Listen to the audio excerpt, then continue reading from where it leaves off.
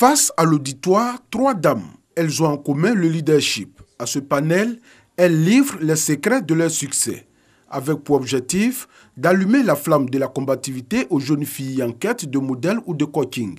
Fatoumata Ba, Fatim Sissé et Delphine Rémy ont toutes saisi l'aubaine offerte par le digital pour se construire.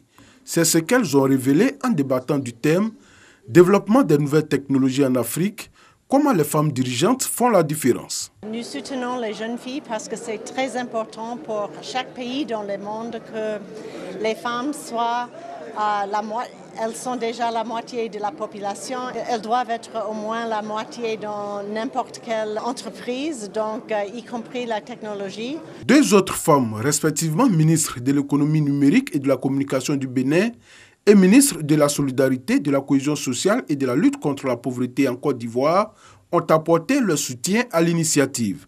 Elles invitent les femmes à prendre leur place dans le secteur du digital.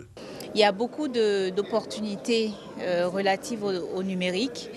Déjà les opportunités d'emploi, les opportunités de changer la façon dont en fait les services sont rendus aujourd'hui et compte tenu de ces opportunités-là donc, et de leur impact sur le développement et sur l'économie en général de nos pays, il est important que les femmes embrassent à part entière ce domaine. La révolution numérique, technologique, digitale de l'Afrique ne se passera pas sans les femmes. Et cela passe par une solidarité agissante. Vous avez vu ces jeunes femmes qui sont venues d'horizons divers partager leur expérience et vous avez constaté tout l'enthousiasme des jeunes filles qui étaient dans la salle. Ça veut dire que c'est un processus qui est irréversible.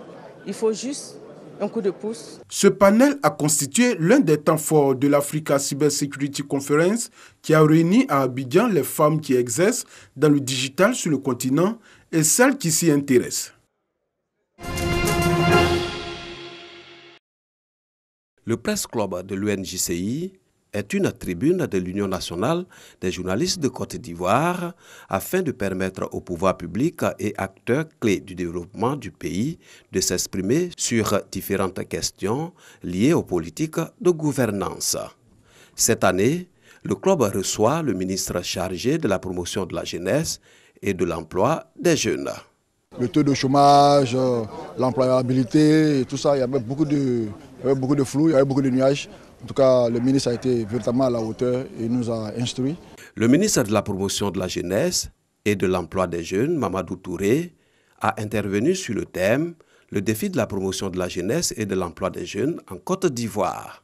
Le taux actuel de 2% de chômeurs, les 2 millions d'emplois créés depuis 2011, les actions du gouvernement en faveur de la jeunesse, des sujets au centre des échanges.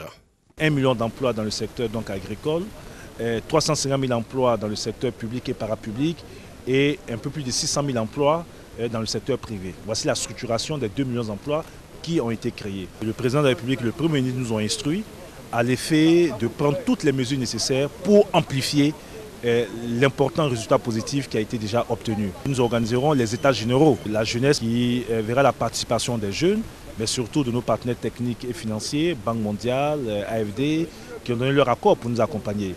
Pour les élus, journalistes et hommes politiques, l'initiative est à saluer.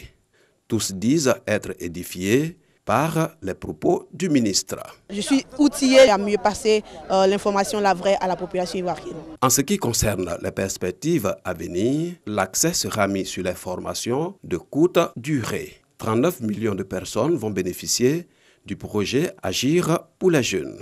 98 000 nouveaux emplois seront créés au cours des 2 prochaines années. Selon cette étude, 69% des clientes manifestent la volonté de payer pour leurs services. 90% des personnes prêtes à payer les kits d'autotest du VIH pour elles-mêmes et 75% d'entre elles ont manifesté leur désir d'acheter des kits d'autotest pour leurs partenaires. Ça, c'est une bonne information parce que dans le cadre de la pérennisation de la lutte contre le VIH, si des personnes sont déjà volontaires de pouvoir payer de leur poche, c'est quelque chose de très important. La deuxième chose qu'il fallait savoir, c'est relative au kit d'autotest du VIH. Il faut savoir que cette approche-là, cette stratégie a été adoptée au niveau national, mais elle n'est pas encore à échelle, elle n'est pas encore donc répandue. Il fallait donc avoir des données pour permettre que ce produit-là soit très bien introduit et accepté auprès des populations. La bonne nouvelle, c'est que 90% des personnes sur lesquelles nous avons mené l'enquête manifestent, n'est-ce pas, un bon accueil, une acceptation, n'est-ce pas, de ce kit d'autotest du VIH. Financée par l'USAID, cette étude vise à générer des évidences pour guider l'expansion de l'accès aux services de PTME, prévention de la transmission mère et enfant et au kit d'autotest du VIH. Les analyses de coûts, nous les faisons chaque année, en fait, même de façon routinière, pour savoir comment l'argent du contribuable américain est dépensé sur le terrain. Et ça nous permet de faire des projections plus appropriées. Donc ça n'a vraiment rien à voir avec le niveau de financement qui ne dépend même pas de nous. Cette étude montre la volonté des clientes de mettre la main à la poche pour bénéficier d'une prise en charge. Une bonne nouvelle pour les autorités du fait de la raréfaction des ressources. Nous sommes de plus en plus dans un contexte où les ressources se font de plus en plus rares. Alors nous commençons déjà à réfléchir à comment est-ce que les populations pourraient contribuer à la pérennisation de la lutte, parce que la gratuité ne va pas persister pendant longtemps au cas où on n'aura plus de financement des bailleurs. Mais le deuxième défi, c'est qu'aujourd'hui, dans la lutte contre le VIH, l'offre de soins est quasiment faite par le secteur public. Alors il s'avère impérieux, si nous voulons toucher plus de populations, de pouvoir intégrer le secteur privé. Mais lorsque vous voulez intégrer le secteur privé, cela demande qu'il y ait des financements, cela demande que le client contribue. L'étude de marché sur la volonté de payer pour les services privés de PTME, prévention de la transmission mère et enfant, et le kit d'autotest du VIH a été menée par la Fondation Elisabeth Glaser en collaboration avec l'USAID et l'État ivoirien.